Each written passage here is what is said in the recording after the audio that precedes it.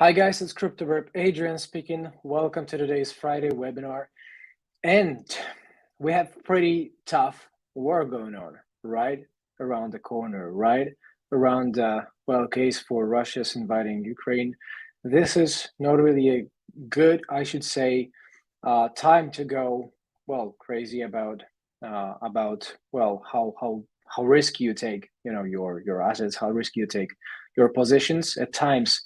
At war times, it pays off more to search for some other opportunities out there or stay patiently waiting and educate yourself. So here I'm coming to the rescue a little bit to ease some of your knowledge questions. I'm going to do my best to dedicate some time to discuss through the fundamental changes going on, to the macroeconomic side with how Russia actually, is just embargo, how Russia's halt, of the entire world are going to potentially impact, the markets. We're going to discuss the correlation between the equities and crypto as well. And on top of that, I'll have some announcement for you to share later on in the show. So make sure, guys, that if you're ready to stay tuned to learn here and there, we're going there right in a second. Stay tuned. We're just about to go hop in there.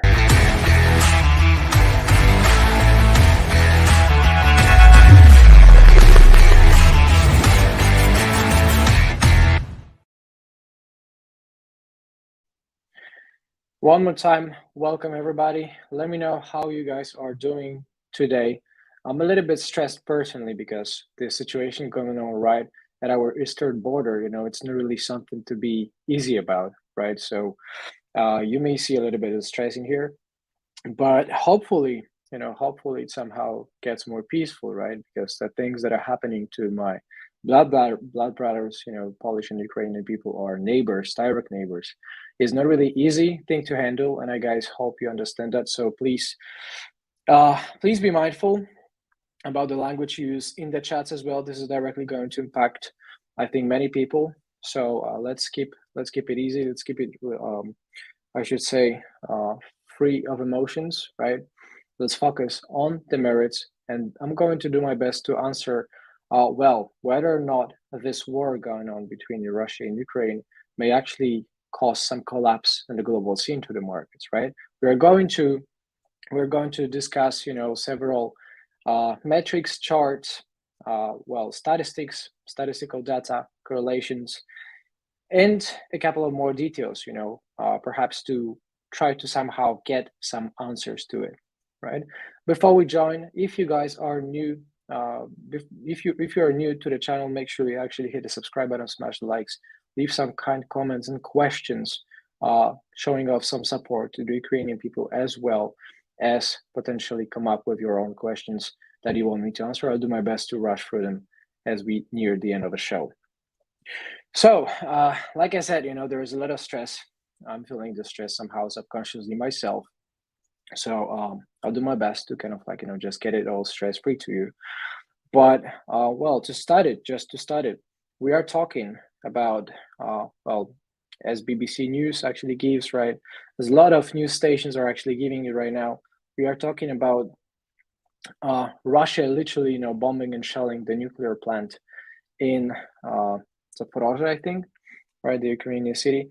All of that is happening right next to Polish borders. I mean, it's a very, very short distance, right? So it's there's a lot of risks, of more and more countries getting into the conflict somehow, willingly or not willingly.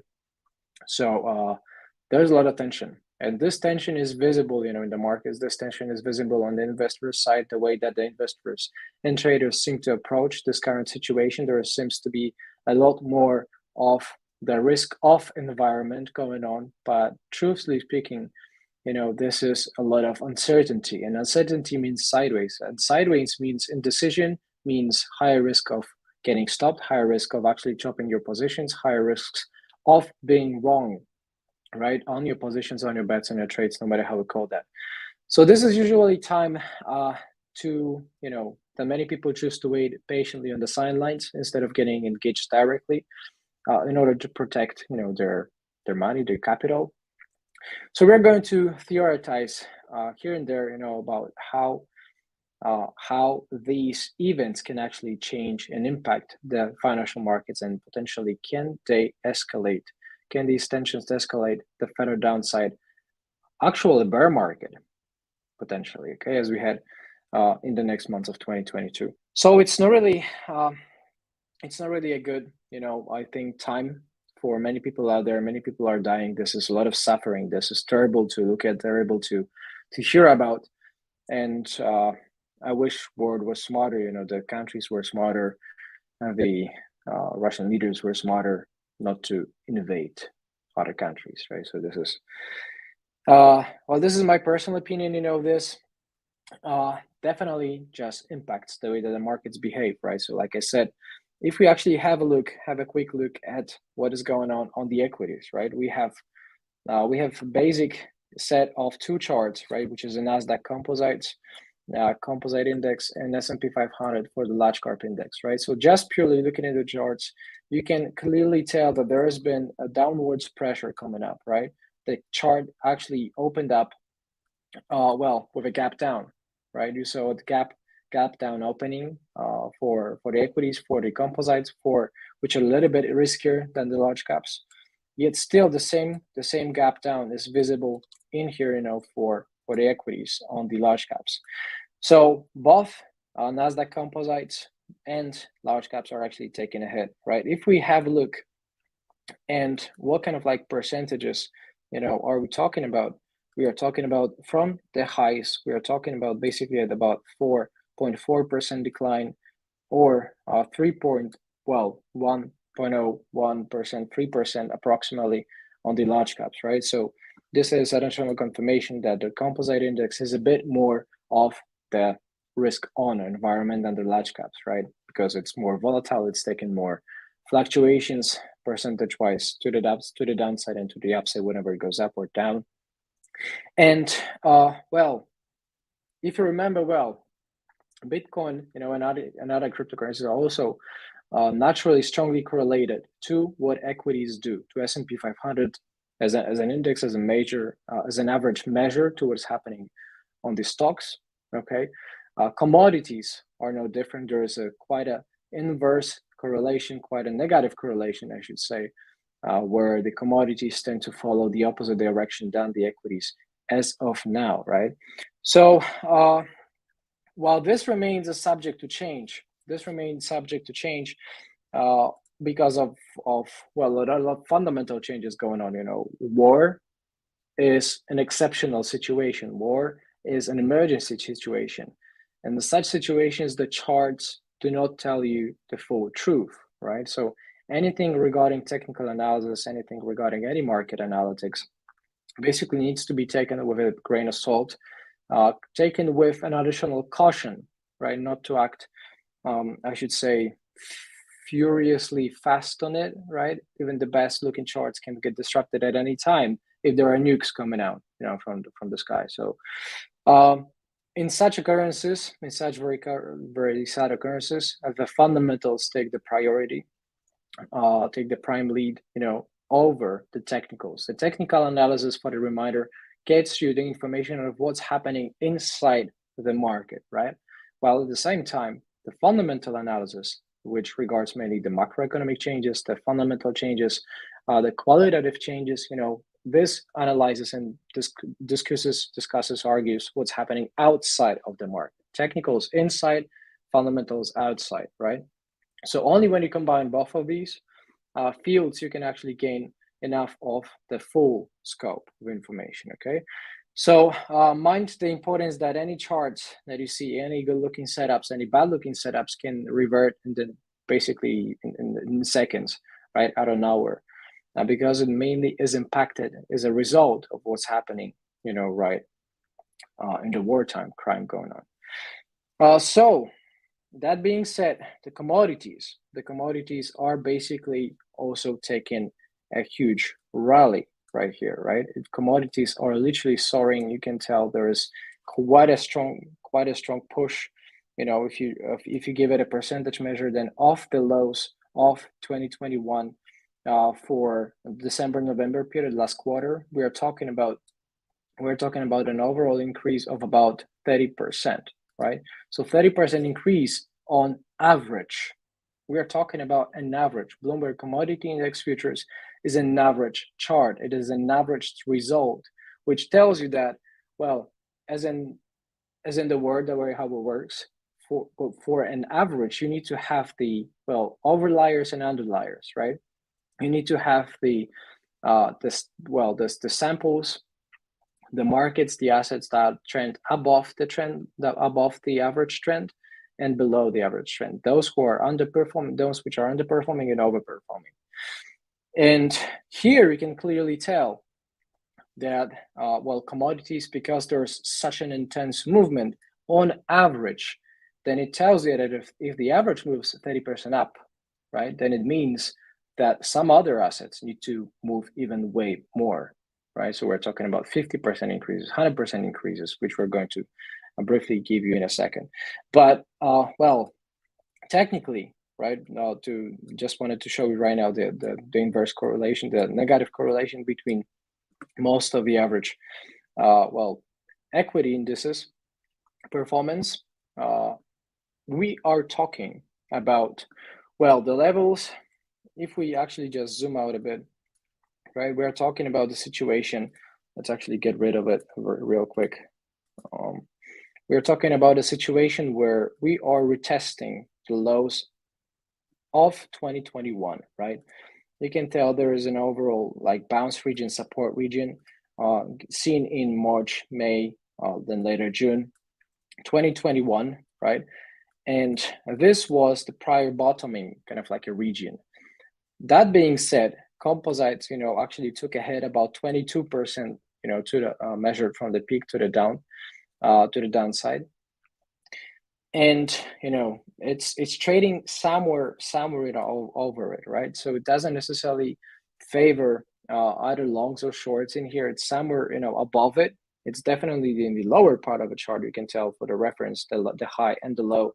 You can tell that current price action going on is basically happening nearer the lower boundary rather than the higher boundary. So, well, this potentially generates an overall skewed chances of getting better performance out of longs than shorts. But this is an assumption that we trade within this range, right? 2021 range of the highs and of the lows, right? So once again, we are talking about 2021 range, okay, of the lows and the highs. This is basically this kind of like a rectangle, okay? The lows and the highs. So we are talking about the Nasdaq composites anywhere between 500 and 16,000, okay? So there's quite a deterioration, seen on the aggressive, risk aggressive equities. Large caps are taking it a little bit slower, a little bit more, well, less aggressive to the downside, if you will. Instead of 22% decline peak to low, we have 14-15%, somewhere over that, something like that. Well, decrease on the drawdown peak to trough, with a little bit, of a slower recovery as well here, measured of the lows to the local peak, right? But overall, can this be interpreted as signs of, well, strength or weakness? Well, if you ask me, this is my personal opinion. Of course, nothing that I share is financial advice. This is just mainly for the educational purposes. I hope you understand that. Well, as long as we trade, here between the local high and the local low, right, marking off the low and the high, we're talking about a situation where this trades inside the local range, right? So the range, as for any non-trending markets, range sideways period pattern means that there's basically well, almost equal chances of revisiting highs as low. By the way, let me know very quick if you can guys hear me. Okay, please let me know if you can see me as well too, if you can see the charts well, and please remain calm and peaceful in the chats. This is definitely not a good idea to add and spark more fire with hatred, with toxicity. Let's try to keep it professional. There is a couple of seconds of delay. Okay, can't hear, that is fine. Let's keep it going then, right? Uh, so as long as we are moving near the highs area, there is a chances, especially with the overall uncertainty, that we are going to have a little bit of more downside, and well, followed by some overall chaotic movements. So I wouldn't personally expect much of like a follow through to the upside just immediately, right? Instead, you can tell there has been a rejection at the level of prior, let's say, support, if you will, in here, right? Same goes for the large caps. So this inability to push forward, this inability to follow through to the upside is rather read as an overall weakness in the context of this overall 22% decline, right? Locally, we are talking about quite a strong push, with a piercing candle, this white candle that actually just gave the proper reversal right here on the composites or on the large caps. So this candle alone, this piercing candle almost engulfing is pretty strong reversal, right? So there are chances, the way I read it, that again, in this overall local range, in the context of 22% decline on the composites, we are talking about the local weakness at the prior area of support, which flips the resistance, right? So the polarity of the market seems to have changed, seems to have flipped from the support to the resistance, right? What once acted as a support, now it turns to act as a resistance. So you see an overall strong push off the lows, which may tell you that the reversal, the bottom might be in for now, right? But that being said, you also see a lot of weakness, right? You also see a lot of weakness coming up basically on the short-term periods, right? Especially when there is a gap down. So you saw a little bit of up, little bit of sideways, followed by a gap down. So this is typically a short-term distribution pattern, short-term distribution on the lower time frames, especially when there is a breakaway gap on the lower time frames. This is an additional confirmation that there is a weakness, that there's been distribution going on, right? So we have an overall potential bottom, higher chances of getting the bottom, right, to the market, at least read by this candle pattern formation. This is piercing formation with the short-term weakness, right? So this, if I were to assign certain importance, this candle, this piercing line is of bigger importance than this local distribution to me, right? The bigger bottom might be in, but the lower short-term period top might be in too, right? So the way I'm expecting it is potentially we see, some, more time of choppy, retests into the overall area of the prior support around like 12,500, 13,000, something like that for the points for the composites. And similar story, is going to be seen, although little bit less volatile, most likely, on the large caps. Same story, right? Local resistance, rejection. The bottom might be in, although the bottom here on the piercing line, you can tell that it penetrates the bearish prior candle, the sell-off session, a bit deeper rather than when compared with the large caps. So I would argue the composites are more likely to have found the bottom than S&P 500 on the large caps. But this is just for the record, okay? So of course this is just some theoretizing, hypothesizing. But here, what we are another, we are looking this pattern of distribution, which on Bitcoin, has not been seen instead, where the equities, halted its local recovery. Bitcoin did follow through to the upside before it crashed yesterday, right? So there's going to be a little bit more thoughts coming up on the Bitcoin market, a couple of moments. So well, make sure you actually stand by in there. And they're back in the commodities. You can tell, well, perhaps you had the chance to watch my appearance on Scott Melkett's show earlier today. Good shout out to this guy. Love this guy. Love his community. Love his dedication, commitment to the market. Beautiful person. Where I was commenting basically about, about how strong the commodities were technically, right? So first of all, I was bullish on the commodities. I was betting up on the commodities personally, seeing this major breakthrough moment, this major breakout, right? I'm talking about this situation where the main breakout happened. 50-month average was broken to the upside, and it's actually reversed. You can tell that the angle and the direction of the orange curve, the 50-month average, which basically stores several years of price action data, it has reverted. It has changed the trajectory from the downside to the upside, right? So the bottom is clearly in. We are talking about an overall very strong relative performance of the commodities, over the equities. Wherever the equities showed weakness, as early as November 2021, right, the commodities started the major rally of it. This is the exact time, right, that is stocks, kind of like went down, the commodities reverted up. And that being said, you're looking at the levels basically unseen since late 2013, early 2014, right? Technically, you could argue this is in a potential resistance area where the previous supports failed, okay? But then the more important bottom that was here prior to the major drop on the left, it actually got retested, got rejected at first, broken, local accumulation, and it got followed through to the upside. So we are looking at an overall strong rally going on in the commodities. And while the left chart, the left side of the chart shows you the monthly chart, a very strong monthly, candle with a gap up as well on the open of March. And right now, ever since the breakout of February 2021, you're looking at the increase ever of 81 points, right? For on the scale up to 122. So we are talking about a heavy increase. One more time, about 55% increase on average taken over a year.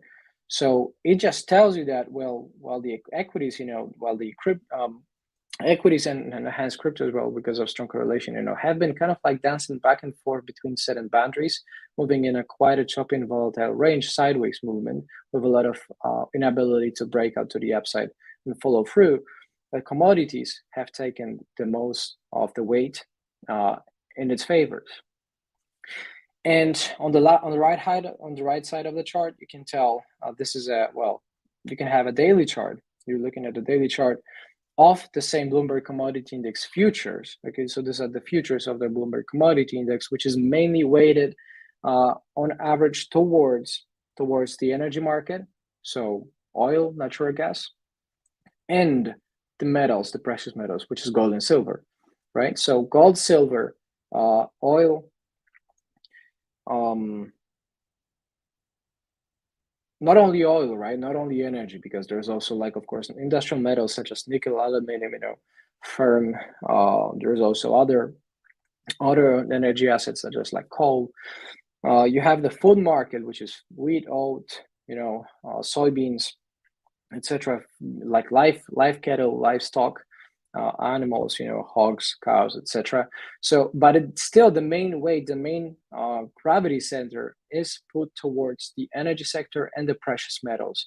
And it happens more than not that exactly these sectors have been performing very well, right? We're talking about an overall strong tendency, for gold, strong tendency for silver, with a little bit of more sideways tendency though, and primarily push driven by the energy sector, right? So how does it actually come? Well, the silver, right? Before we perhaps go, into the food market, that I wanted to comment on very quickly about the wheat that is breaking the records. But we are talking about quite a simple chart of silver, where it's basically, ever since it peaked in 2011, when the metals, gold, silver, and the commodities had its own bubble peak burst, we're looking at quite a strong deterioration, quite a strong pattern, the market cycle that reminds me so much of cryptos, that reminds me so much of Bitcoin. This is quite a typical behavior: short vertical rally up, then a lot of deterioration, a lot of weakness, a lot of selling off, happening until the selling off kind of like stops, it flattens out, and then it turns to be more of a sideways rather than a downwards trend, usually after 80-90% decreases. So this is extremely risky, and everybody should always stay cautious about it, about putting your money anywhere. This is always a risk. But one way or another, we were looking at quite a long accumulation pattern, right? This long accumulation pattern, no matter if you take it measured from here or from the previous kind of like sideways slowdown of the sell-off, this was about 7-year long sideways period, 7-year long accumulation, you could argue, right? And 2020, quarter 2 or 3, the break through quarter 2, quarter 3, actually gave you a proper breakout, if you remember that. The COVID crash, which is not really seen in here, but the COVID crash actually broke out on the monthly basis below the accumulation range, but this was a clear depression. And also another interesting instance that usually correlated assets, negatively correlated assets, which is commodities, which is silver, gold, they are usually regularly negatively correlated to equities, to the risk on. They tend to serve as some sort of like safe havens, where, because you observe a lot of rallies to safety. During unpredictable times, fundamental changes, macroeconomic changes, just like the COVID crash 2020, you see a lot of strange behaviors going on that violate a lot of rules and a lot of schemes, a lot of patterns out there. And so that, seemingly negatively correlated, but S&P 500 versus gold and silver, you observed both of them crashing down. While in theory, gold and silver should have rallied instead of taking a hit down. One way or another. So this is what happens. The correlations tend to revert in the face of some wars, in the face of some pandemics, unpredictable changes that change the rules for the long term, right? One way or another, like I said, long-term accumulation breakout, right? And right now it's been just going sideways for, well, soon to be 2 years. So we have a breakout retest sequence going on, right? And you tell me if it's bullish or bearish. To me, it's super bullish, right? This is why I have been personally stacking up, a lot of gold and silver through 2021 wholly. But the way I look at it, of course, this is just my personal opinion, but I can see a lot of upside potential, potentially, again, for silver, unless, I don't know, we all die from nukes, from nuclear bombs and weapons. So you never know that, right? You never know that. But assuming, things go, turn a little bit more peaceful, it gets some room for growth for silver. In my opinion, at least. And this is the winner, right? This is the winner of the last couple of days, I do believe, of the last couple of weeks, right? If you actually have a look, we are looking at the wheat futures, right? This is the March expiry wheat futures. And these wheat futures, well, aside from some chart pattern accumulate, like consolidation, you could argue if it's some sort of like a symmetrical triangle or if it's some any other pattern, it's completely irrelevant. You could observe some head and shoulders, like patterns in here, right? Here's the left shoulder, the head in here, and the right shoulder. Doesn't matter too much, because what matters is that it's broken to the upside, like this pattern is broken to the upside with a very strong momentum. And have a look at what's going on. There is, well, this is from what I recall, a daily chart, right? This is a daily chart, and it basically tells you, well, here on top, the correlation of wheat futures against S&P 500 right now at 0.20, the relative strength, sorry, not the correlation coefficient. The relative strength is actually soaring, right? So the more the S&P 500 weakened, the more the wheat futures, the food market grew, or has grown in general, right? So this is just a result of, first of all, highly inflationary environment that is typically sort of like bullish for commodities, because inflation, definitely makes your debt cheaper, but at the same time, it crushes this, decays the currency. it causes a lot of money print and devaluation overall of the currency. So many people would search for store of value outside of currencies, not really trusting 10% or double-digit inflations going on, especially when they are 5 times higher than any projections made by the official central banks, right? By the federal to start with. So here, there was an overall highly inflationary environment that additionally increases even more for the demand for commodities more often than not when this highly inflationary environment actually slows down a little bit, which happened in November, right? November, December, after the equities peaked, after Bitcoin peaked. Well, with the Evergrande news on the very peak, very same day, very same hour, very same minute that the news appeared, the markets peaked, which is very interesting on another note.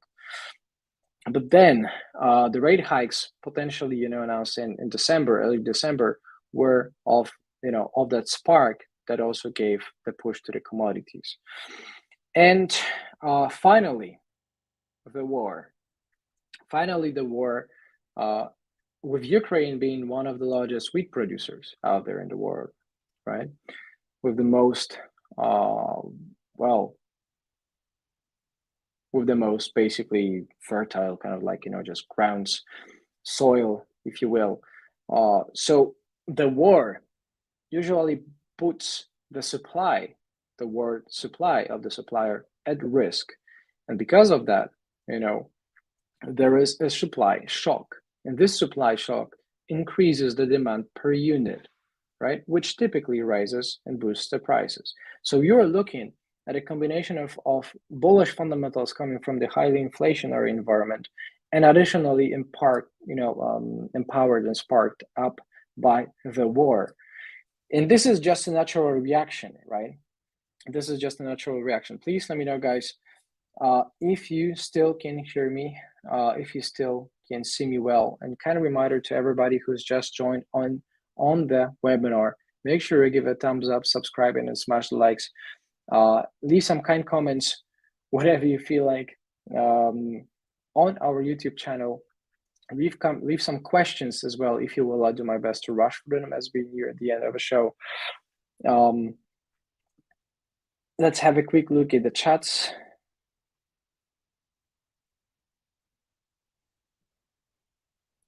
Quick look in the chats.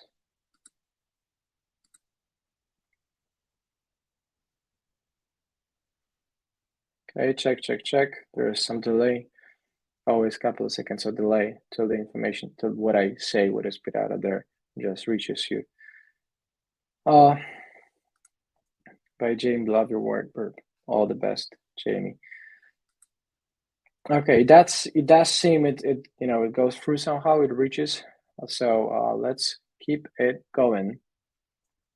Okay, and finally, there is this correlation thing, right, that I wanted to touch upon very quick. And this is the chart that I shared on the last webinar as well by my good friend Ki Young Ju, the founder and CEO of the Crypto Quant, which is the non-chain analysis platform.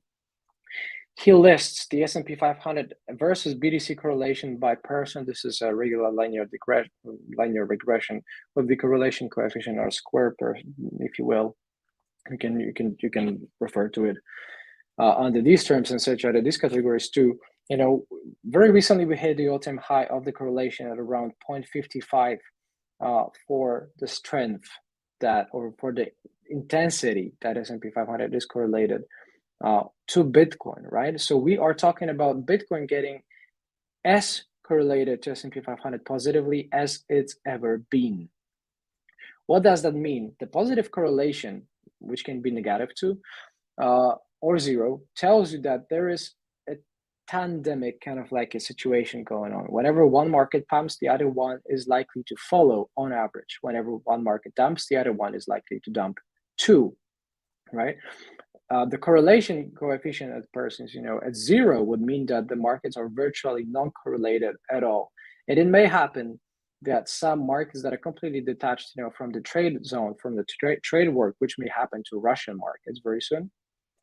But these markets are going to be not correlated at all, right? it rarely ever happens. It used to be the case much more often back in the early 20th century years, 30s, 40s, 50s, 60s, when there was no really much of computerization of the markets just yet, because the age of the computers, the age of the internet, definitely has made a lot of markets a lot of more like much more correlated because of the information access, right? So this is quite an interesting topic on another note. But here, talking about Bitcoin, being very much correlated to S&P 500 for most of the time on average, it tells you that this is a 60-day average that tells you that whatever S&P 500 does, whatever equities do, right, they go up or gap down, similar tendencies more often than not you would see in the Bitcoin. So surprise, surprise, right? Strong rejection, gap down on the equities, and then rejection and gap, not even a gap down on futures, it would be probably gap down, but downside price action going on Bitcoin at the prior resistance area. With this difference, that if you have a look, right, if you remember, then S&P 500 and the Nasdaq Composite, after bottoming, and getting some local consolidation, it literally just went down, right? This is a daily chart, remember about that. And here we're talking about the midday, about the daily chart here too, which basically tells you that whenever the stocks kind of like went sideways, Bitcoin soared about 18% to the upside, right? So the correlation then at this point, at the point of a breakout, seems to have weakened a bit at that time because there was a difference in the behavior, right? Sideways, a lot of much more uncertainty on the equities and push on the Bitcoin and on the cryptos, right? Right now, the markets seem to be correlated back again more strongly, right? So there was a deterioration of the correlation when the breakout happened. I think it had to do a lot with the fundamental reasons, where, for instance, Ukraine, announced their public donations addresses for crypto. So official Ukraine account on Twitter actually started raising funds to combat these disastrous effects of war, to treat the casualties, to find to fund the good purposes on their end, to defend themselves.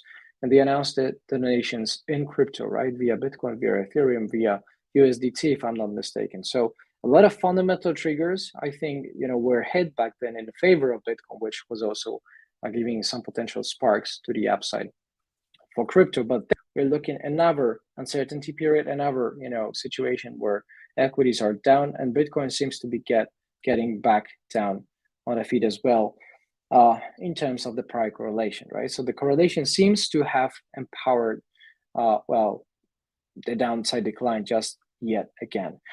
So this is one of the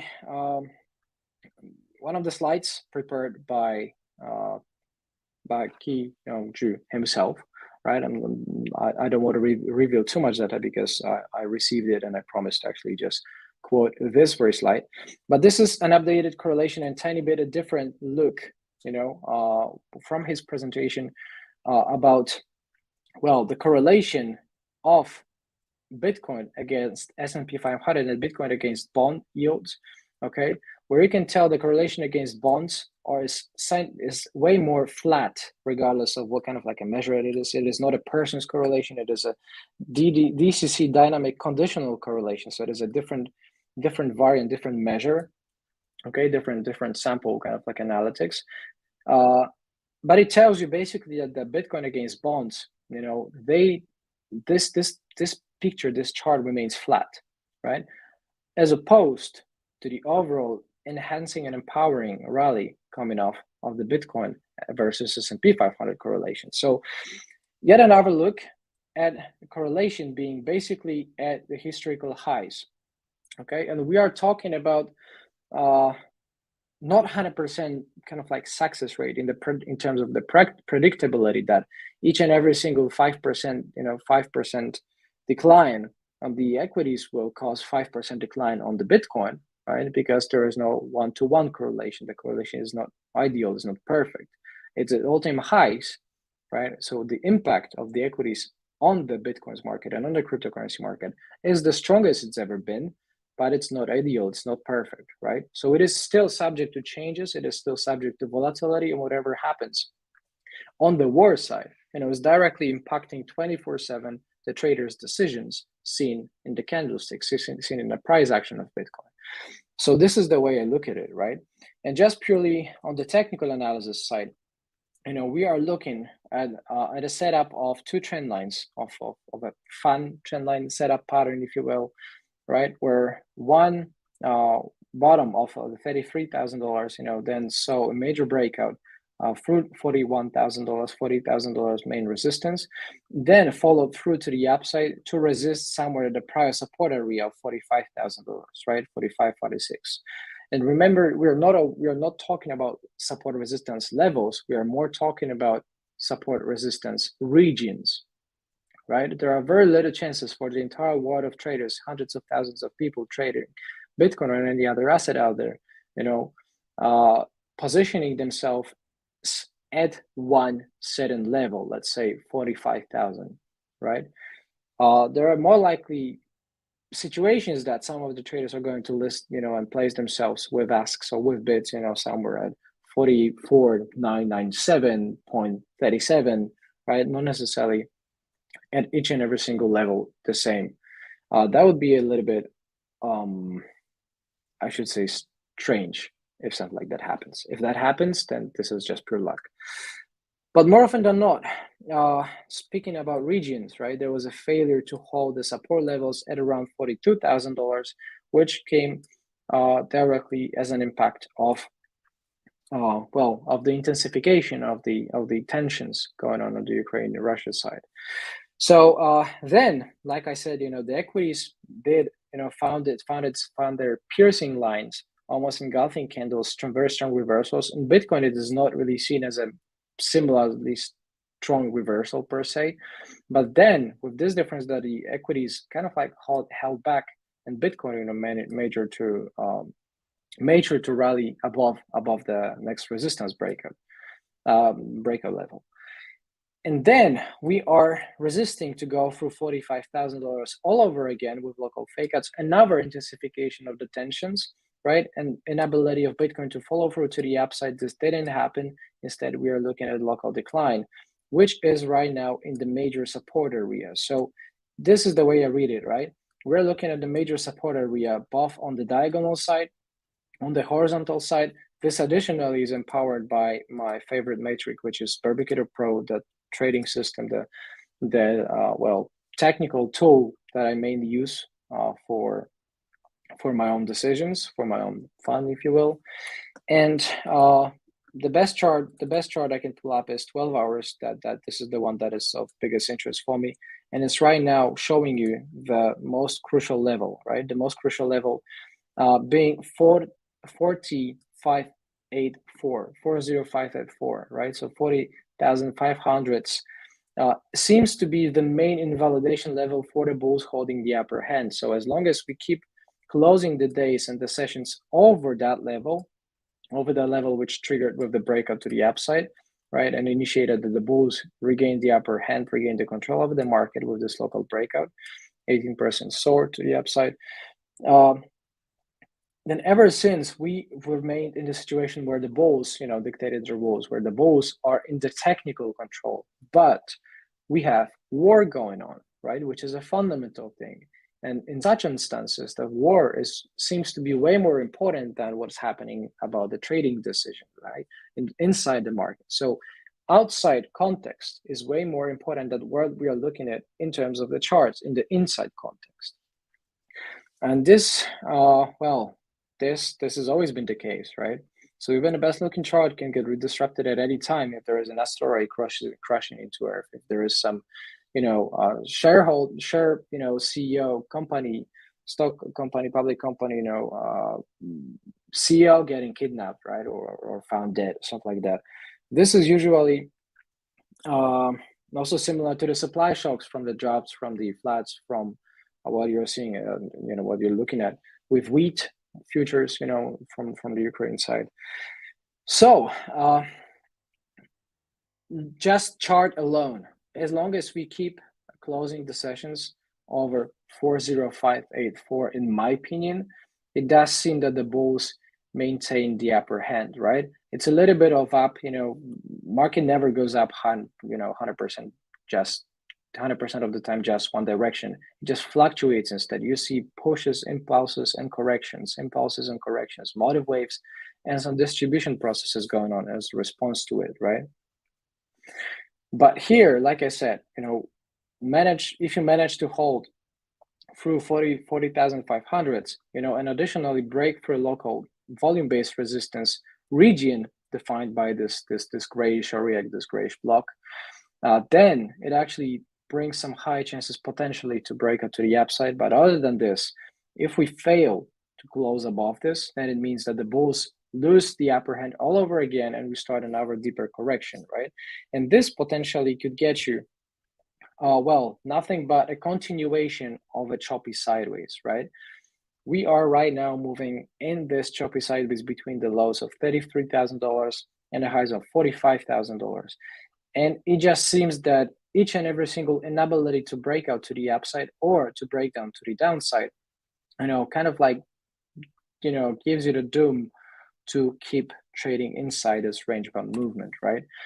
So that's the worst case for now, in my opinion, right? Lose the support in here, which is essential, and you can get more downside deterioration. You can get more downside price action, in my opinion. Otherwise, as long as we hold it, technically Bitcoin is stronger. Fundamentally, Bitcoin seems to be stronger as well because of, like I said, more utility, more world parties, entities, countries, are starting to consider Bitcoin more and more seriously. Seeing, for example, for what Ukraine has done and did for the public donations. So this is very interesting time for cryptocurrencies. Long-term chart analysis tells you that there's local deterioration as well on the 50-week average. The 50-week average, which is the black curve, is decreasing a little bit. If we take a look at the linear chart, right, you can tell that there has been an overall performance on average of Bitcoin over the past of the 50 weeks, of the course of the past 50 weeks. If you will, let's take off the magnet. Ever since January 22 to now to March, we're talking about 3.4% decline. Otherwise, long-term, year to year, let's give it a year. What is March 2022? Let's find March 2021, right? We are talking about an overall average increase of 120%, right? So short-term deterioration, it does not necessarily invalidate the long-term trend and tendency to the upside, which is one of the reasons why I still believe we would see, higher Bitcoin levels, higher crypto levels, and the major rallies still yet to come, right? Unless, like I said, we all die, and from the nuclear bombs. So this you cannot find in the charts. You're not going to find in a chart when Elon Musk, is supposed to tweet. You're not going to find in the charts either where when Putin is going to drop the nuclear bombs. So all that I'm sharing is just a little bit more hypothesizing, theorizing about what potentially may come due to the war going on, right? So final question to answer: Can Bitcoin or crypto in general, be used as some sort of like a hedge, for war? In my opinion, not. Right? In my opinion, not. This is just my personal opinion, of course, but gauging on the correlation between S&P 500 and Bitcoin, there is an overall positive correlation, and it's especially that it's now at the historical highs. The positive correlation is not a tool of diversification. To diversify as in hedge to protect the capital, people could argue usually want to see some negative correlation all across the board. So whenever one asset goes up, the asset can go down. And as a result, this decreases, decays a little bit of your performance, but it ensures more stability and less risk, right? And for the financial terms in the financial world, we are talking about the risk adjustment returns, the risk adjustment performance. So usually you want to take it as a Sharpe ratio, dividing the returns, the earlier aggregated returns, annualized returns by the volatility in terms of the standard deviations or the statistical measures. ATR doesn't matter. So yeah, it's not only the returns, it's not only the profits, it's also the downside risk. It's also the chances of getting it wrong. And this needs to be optimized. This usually is the main tool of optimization, right? So in order to build a diversified, healthy portfolio, one could ask and one could argue, you want to get different sets of assets, right? You don't want, like crypto, let's say getting Bitcoin and Ethereum doesn't give you diversification. And getting apparently equities, stocks, and Bitcoin doesn't give you diversification. There has instead been the inverse or negative correlation between gold and Bitcoin, right? So by getting Bitcoin and gold, just for instance, hypothetically, you can, you can make sure that the diversification actually works. It doesn't work if you have positively correlated assets. Usually you want to have either non-correlated assets or negatively correlated assets. So just for instance, Bitcoin, at least hypothetically, theoretically, Bitcoin versus S&P 500 or plus S&P 500, or stocks, large caps, is a way worse diversification or not diversification at all than, for instance, gold and Bitcoin, right? And then there is a question of other asset classes, just like commodities as a whole, equities, bonds, cash, cryptos, real estate, and more. So, in my opinion, finally, to give it a final answer, in my opinion, Bitcoin cannot be used as a hedge forward, not as of now, not at the historical high correlation to the equities, which are mainly taken ahead due to the uncertainty and the overall risk of environment. So not for now, it does seem. Finally, I take 1 or 2 questions before I need to wrap the show.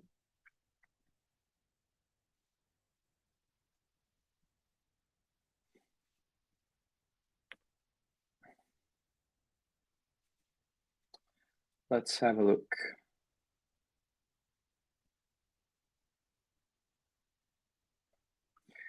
What was the catalyst for the 2010 pump? Well, this was mainly the results of 2008 and 2009. Well, highly inflationary, then highly deflationary peaks, coming from the great financial reset, right? Great financial recession. So I'm talking about 2008, right? So this was just a result after usually after each and every single recession. There seems to be a case for the commodities to go up heavily. How did you invert your colors for red, green? You can change that. You can basically pick that in the setups, right? Here, this is actually a setup for different colors, coming from the Barbicator Pro, which is the trading system that I privately use. It's you can read about it on our website. I'll show you how in a second. But this is where you can actually just pick your own colors, here, because, I usually love orange. I love the darkest shades for the downside. This is my setup. But if you go directly to the double click on the candlesticks, choose your body color, borders, etc. So this is how we choose this. Easy peasy. What are your thoughts from Nick on people protecting their wealth by converting to USD stable coin and putting in an anchor protocol for 20% interest? This is something that I don't necessarily practice myself, but a lot of people use it. It seems to be, somewhat safe, but remember that if it's 20%, it's still high, right? High risks give high rewards and high returns conversely usually are coming and derived from the high risk. So 20% interest means at one point you may, for example, get your resources hacked, get it stolen. There is an overall malfunction of the entire system of the protocol. Anchor fails, just like you would see one day you saw Solana blockchain kind of like crash, right? So nothing is out of risk. Nothing is without the risk.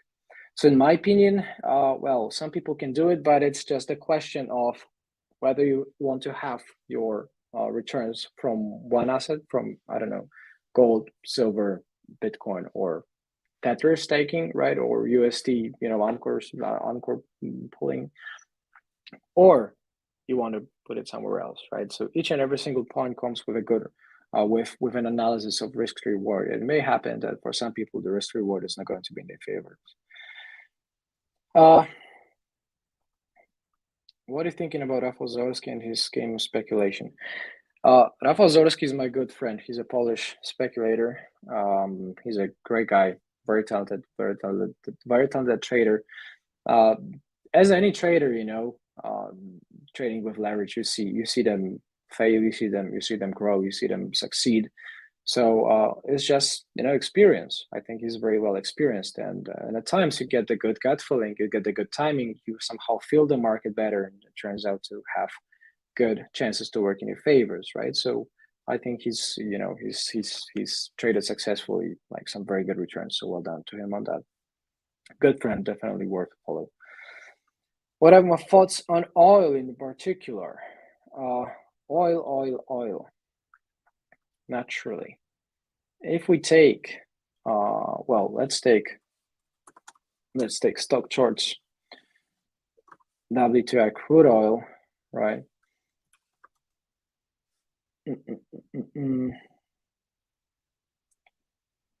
Well, to be honest, doesn't matter whichever we put, right? Whichever we put, if it's Brent oil, light oil, crude oil, doesn't matter.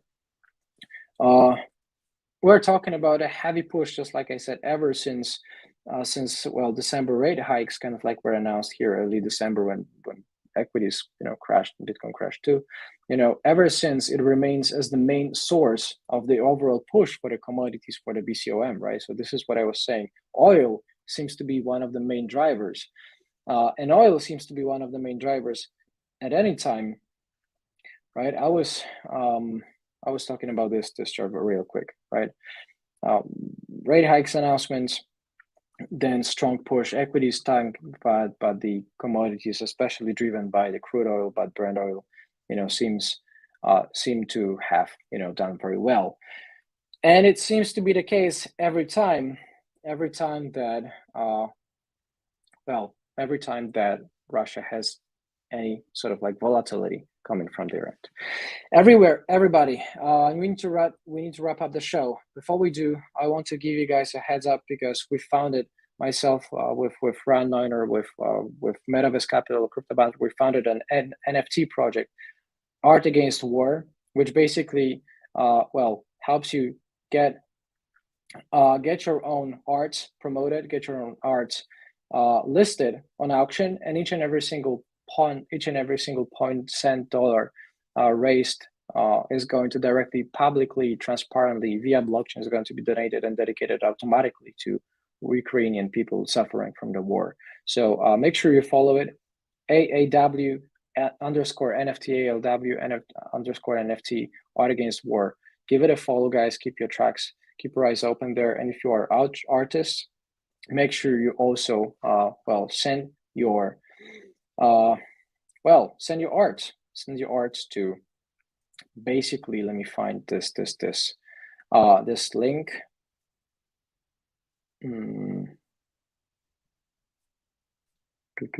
There you go.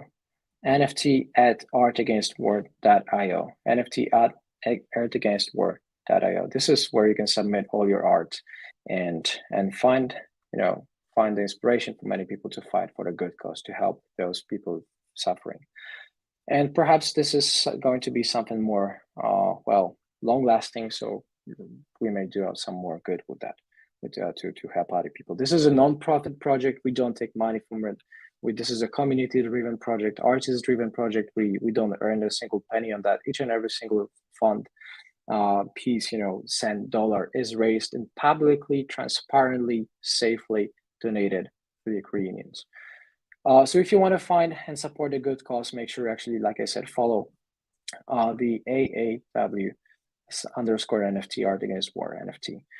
And finally, thebourbonist.com, if you guys want to get 7 days free access to our tools, to our educational hub channels to discuss markets with me, with my team, give it a chance, give it a go. Go to thebourbonist.com/free trial or thebourbonist.com basically, and each and every single button takes you to the free trial. So free trial, sign up free, and you get the access to market scanners, indicators, bots, community, myself, my team, and more. 7 days free, no strings attached, basically. Just your email address, first name, and you're going to get it saved and launched automatically. That's all, guys, I've got for you for today. I hope you enjoyed the show. If you did, make sure you hit the subscribe button, smash likes, and hit the notifications buttons too. Whenever we go live, you're going to get notified about it. Stay safe, guys. I hope you take a lot of peace. Hope you take a lot of prayers as well in your thoughts for the Ukrainian people, for everybody all around the world suffering from wars. Let these terrible things just end. Right? No suffering. All the best love, guys, to you. God bless. Stay safe. Bye-bye.